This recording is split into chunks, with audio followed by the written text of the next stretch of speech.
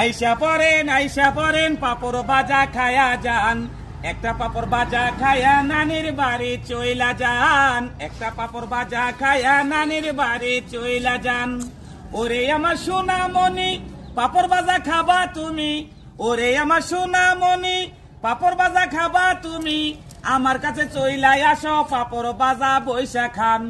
একটা কইরা পাপড় খায়া নানির বাড়ি চইলা যান, মচমচা পাপড় বাজা চালু কইরা খায়া যান, একটা পাপড় বাজা খায়া নানির বাড়ি চইলা যান।